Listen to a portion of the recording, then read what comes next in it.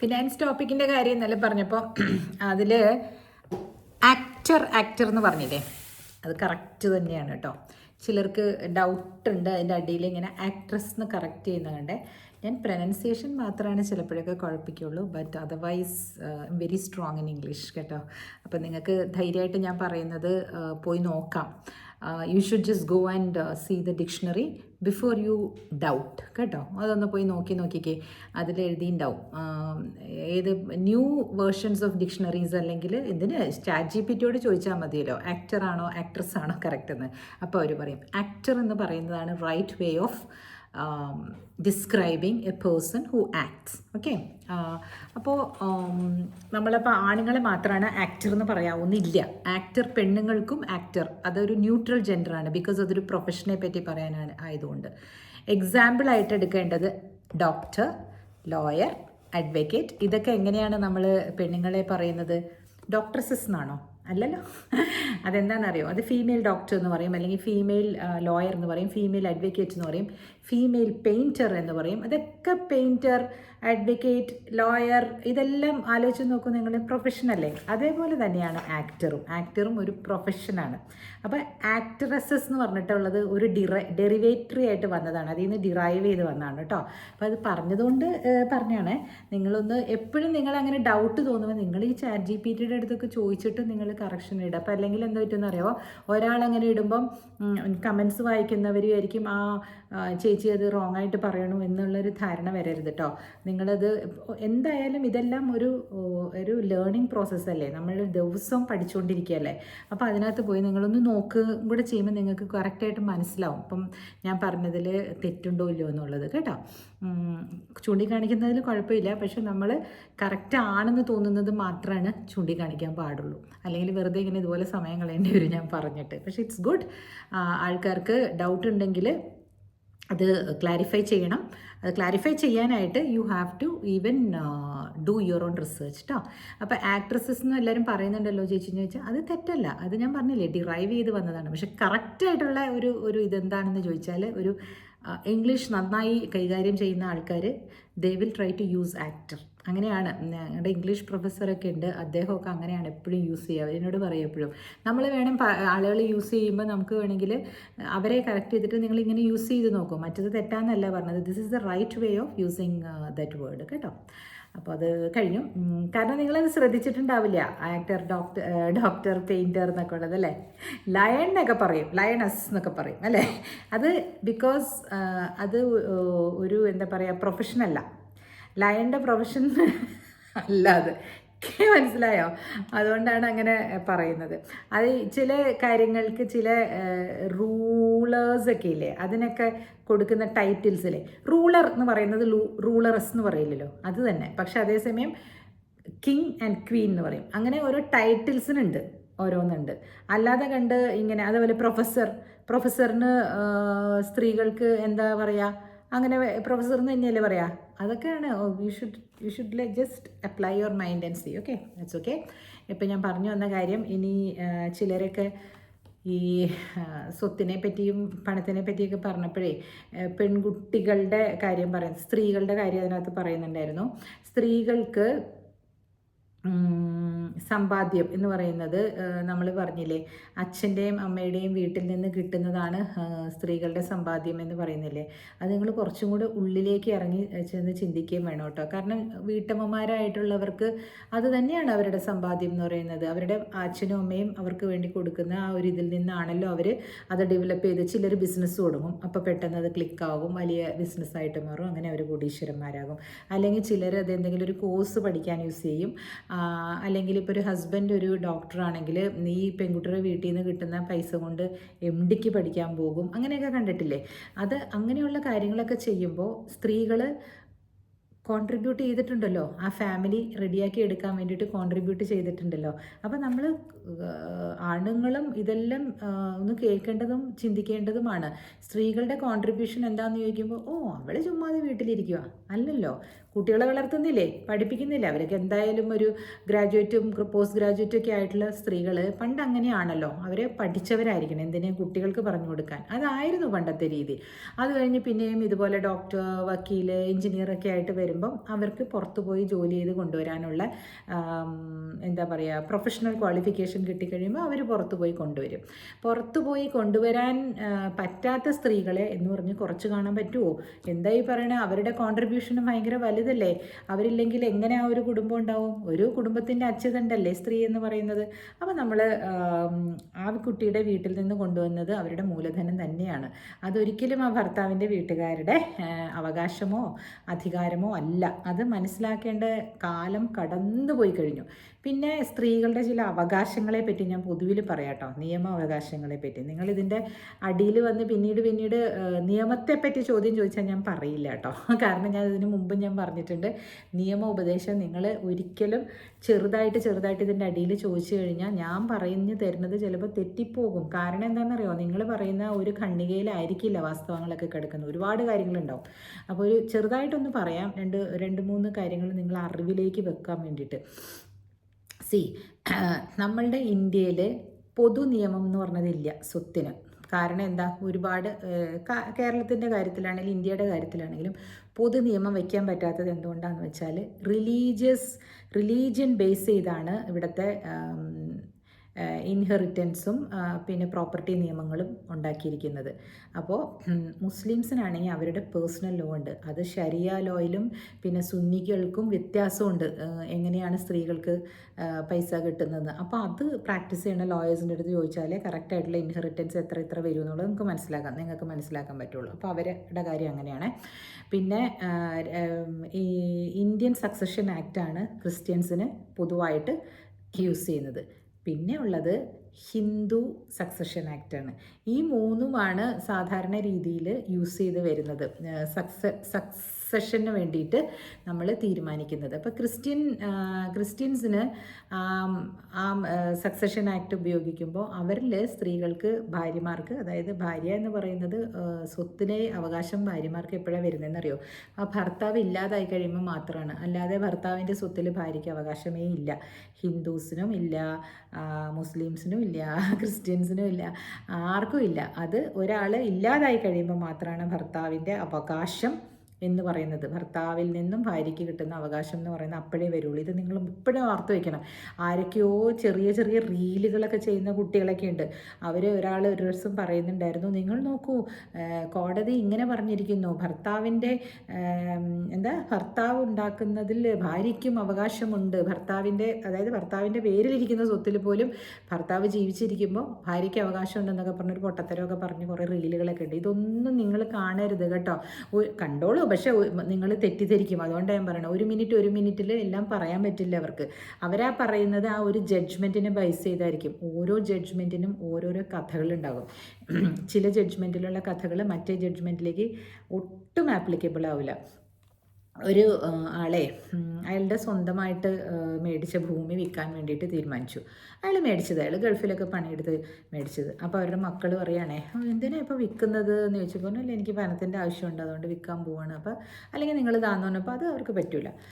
എന്നാൽ ശരി, ഞങ്ങളൊന്ന് ഒപ്പിട്ട് തന്നേക്കുന്നത്. അപ്പോൾ അയാൾ ചോദിച്ചു, നിങ്ങൾ എന്തിനാണ് ഒപ്പിടുന്നത്? അപ്പോൾ ആ പയ്യൻ വിചാരിച്ചു വെച്ചിരിക്കുന്നത് എന്താണെന്ന് വെച്ചാൽ, ഇയാളുടെ സ്വത്തിൽ വിൽക്കണമെങ്കിൽ പ്രായപൂർത്തിയായ മക്കൾ വന്ന് ഒപ്പിടണം എന്നാണ്. അത് കാരണം എന്താണെന്ന് പറയട്ടെ, മീഡിയയിൽ ഇതുപോലെ കുറേ വരുന്നുണ്ട്. ഇതിൽ എന്താണ് വരുന്നതെന്ന് വെച്ചാൽ, ഈ അടുത്തൊരു കേസ് ഉണ്ടായിരുന്നു കണ്ണൂരിൽ. 2 സഹോദരി, ഭയങ്കര പരപരപ്പായ കേസാണ്. അതിനകത്ത് എന്താ എഴുതിയിരിക്കുന്നതെന്ന് വെച്ചാൽ, ആ കേസ് എന്താണെന്ന് വെച്ചാൽ, ഒരു വലിയ പ്രോപ്പർട്ടി വിൽപത്രത്തിൽ എഴുതി വെച്ചു മകൻ എന്ന് പറഞ്ഞിട്ട്. ആ പെൺമക്കളെ കല്യാണം കഴിപ്പിച്ച് വിട്ടതോടുകൂടി ശരി, അത്രയേ ഉള്ളൂ. അവർക്ക് കുറച്ച് സ്വർണ്ണാഭരണങ്ങൾ കൊടുത്ത് അവരെ കല്യാണം കഴിപ്പിച്ച് അയച്ചു. പക്ഷേ ഈ അച്ഛൻ മകൻ്റെ കൂടെ ജീവിച്ചിരുന്ന സമയത്ത് അച്ഛൻ എന്താണെന്ന് നോക്കുമ്പോൾ ആ കല്യാണം കഴിച്ച് വിട്ടല്ലോ സ്ത്രീകളെ. അവിടെ അവരുടെ ഹസ്ബൻഡ്സിനൊക്കെ ഇൻഹെറിറ്റൻസൊക്കെ അവിടെ നിന്ന് കിട്ടിയതൊക്കെ വെച്ച് അവർ സുഖമായിട്ട് ജീവിക്കുന്നുണ്ട്. അപ്പോൾ ഇവർക്കൊന്നും കൊടുക്കണ്ട എന്നുള്ളൊരു രീതിയിലായിരുന്നു അച്ഛൻ. അപ്പോൾ അച്ഛൻ വിൽപത്രം എഴുതി വെച്ച് അത് കഴിഞ്ഞ് അച്ഛൻ വേറെ ഒരെണ്ണം സെറ്റിൽമെൻ്റ് ഒക്കെ എഴുതി കൊടുത്തു മോന്.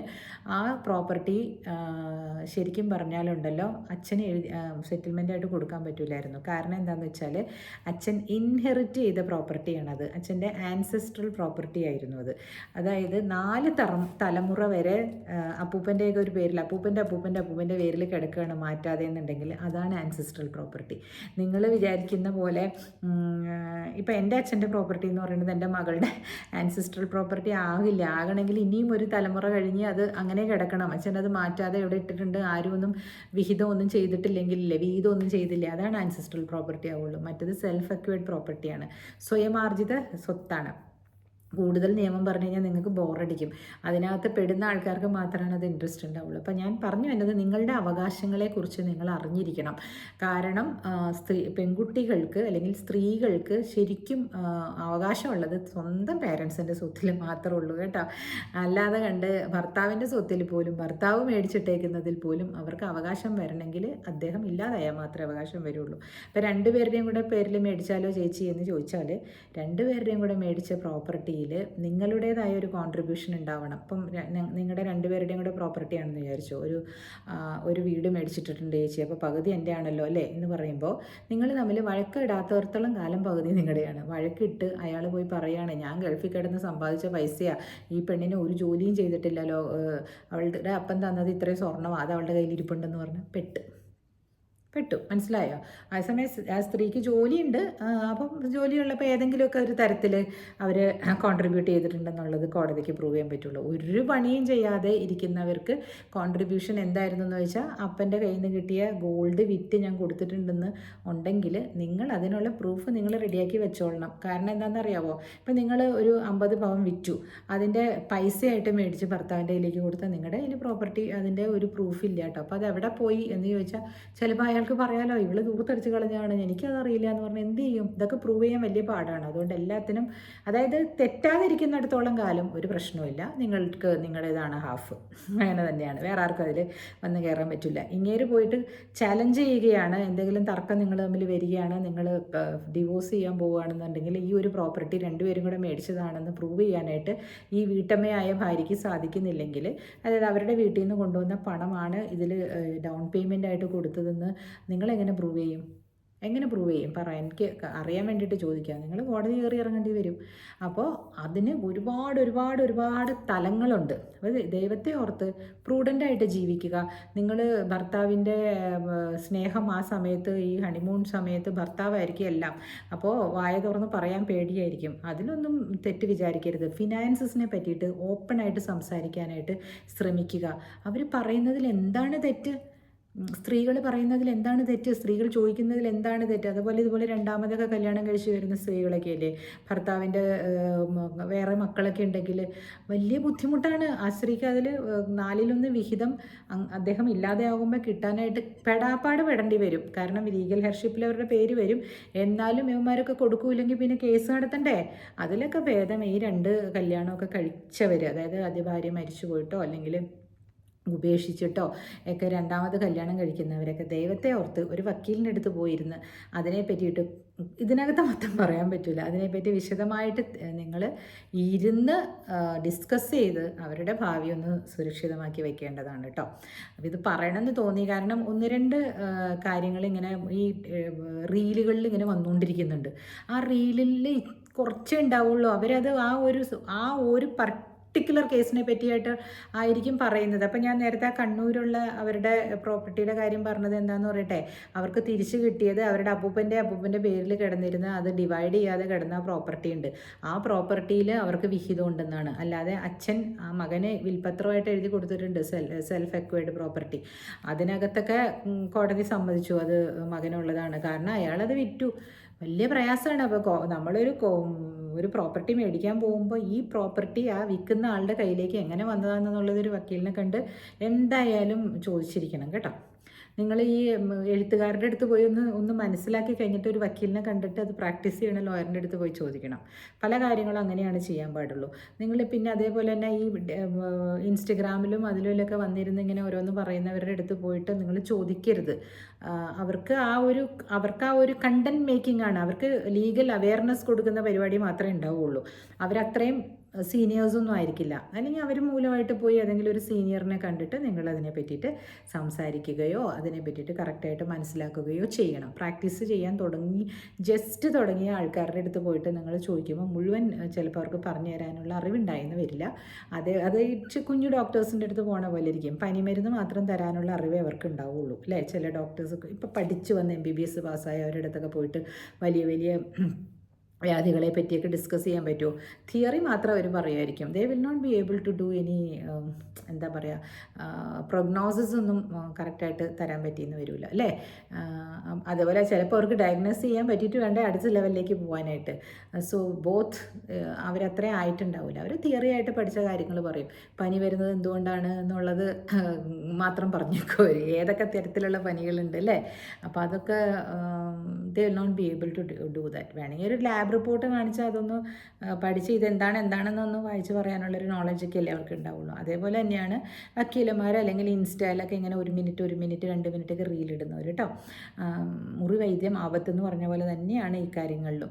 ഒരുപാട് പേര് എനിക്ക് DM-ൽ വന്ന് ഇതുപോലെ ചോദിക്കുമ്പോൾ അതുകൊണ്ടാണ് ഞാൻ പറയുന്നത്, നോക്കൂ, ഇതിന് നിങ്ങൾ പ്രാക്ടീസ് ചെയ്യുന്ന വക്കീലന്മാരുടെ അടുത്ത് പോയി ഇരുന്ന് പറയൂ. അതായിരിക്കും നല്ലത്. ഞാൻ ആദ്യത്തെ 10 വർഷമാണ് ഞാൻ പ്രാക്ടീസ് ചെയ്തത്.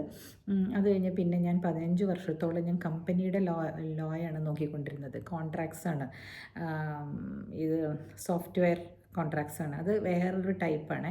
അതിന് ഒരുപാട് എന്താ പറയുക, പുറത്ത് രാജ്യത്തൊക്കെ പോയിട്ട് ദേ ഹാഡ് സ്പോൺസേർഡ് അസ്. നമ്മൾ അവിടെയൊക്കെ പോയി ഇരുന്ന് അവർ പഠിപ്പിച്ച് വന്നിട്ടാണ് ഇതൊക്കെ ചെയ്യുന്നത്.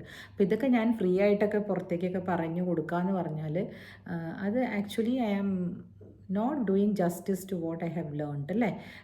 അത് എൻ്റെ പ്രൊഫഷനല്ലേ. ഞാനെല്ലാം അങ്ങനെ ഇങ്ങനെ ഇരുന്നിങ്ങനെ വിളമ്പി കഴിഞ്ഞാൽ അത് ചെയ്യുന്ന ആളുകളുണ്ടാവില്ലേ ഉപജീവനത്തിന് വേണ്ടിയിട്ട്, ഞാൻ അവരോട് ചെയ്യുന്ന ഒരു തെറ്റായി മാറൂലേ അത്? നിങ്ങൾ പറ, നിങ്ങൾക്ക് മനസ്സിലാകുന്നില്ലേ? ഇപ്പോൾ ഒരു മെഡിസിൻ പഠിച്ച ആൾക്കാരാണെങ്കിലും അവരൊരു ക്ലിനിക്ക് തുറന്നിരിക്കുമ്പോൾ അവരുടെ അടുത്ത് പോയി ഫീസ് കൊടുത്ത് മരുന്ന് വരുന്നതല്ലേ അതിൻ്റെ കറക്റ്റായിട്ടുള്ള രീതി അല്ലേ. അത് ഇറ്റ്സ് നോട്ട് കറക്റ്റ്. ഇപ്പം ഇതിൽ ആളുകൾ വന്നിരുന്ന് പറയുന്നത് ഓഫ് കോഴ്സ് ക്ലയൻസിനെ അട്രാക്ട് ചെയ്യാൻ വേണ്ടിയിട്ട് തന്നെയായിരിക്കും അവർ വരുന്നത്. അപ്പോൾ നിങ്ങൾ അവരുടെ ഓഫീസിൽ പോയിരുന്നിട്ട് പറയാം, ഞാനിവിടെ സോഷ്യൽ കമ്മിറ്റ്മെൻറ്റ് എന്നുള്ള രീതിയിലല്ലേ നിങ്ങളുടെ അടുത്ത് സംസാരിക്കണേ. അപ്പോൾ അതൊക്കെയാണ്. നമുക്ക് വലിയ വലിയ കാര്യങ്ങളൊന്നും പറയുമ്പോൾ നമുക്ക് വലിയ ഇൻട്രസ്റ്റ് ഉണ്ടാവില്ല എല്ലാവർക്കും അല്ലേ. നമുക്ക് കൊച്ചു കൊച്ചു കാര്യങ്ങളൊക്കെ പറഞ്ഞ് മുമ്പോട്ട് പോവാം. അപ്പോൾ ഇതൊക്കെയാണ് ഇന്നത്തെ എൻ്റെ വിശേഷം. വേറെ എന്തായിരുന്നു, എനിക്ക് എന്തോ കാര്യം കൂടെ ഇതിൻ്റെ കൂട്ടത്തിൽ പറയണമെന്നുണ്ടായിരുന്നു. ശരി, ഒരുപാടായി കഴിയുമ്പം അവിയൽ പോണിയാകുന്നു എന്ന് ആരോ പറഞ്ഞു എൻ്റെ അടുത്ത് കേട്ടോ. എൻ്റെ അമ്മയാണ്. അമ്മ പറഞ്ഞ് ഒരു കാര്യം പറഞ്ഞ് നീ അത് തീർക്കുക, ഒന്നിൽ നിന്ന് അടുത്തതിലേക്ക് ജമ്പ് ചെയ്യാണ്ടിരിക്കുക. Just stick on to what you are trying to say today. So today this is what I want to tell U.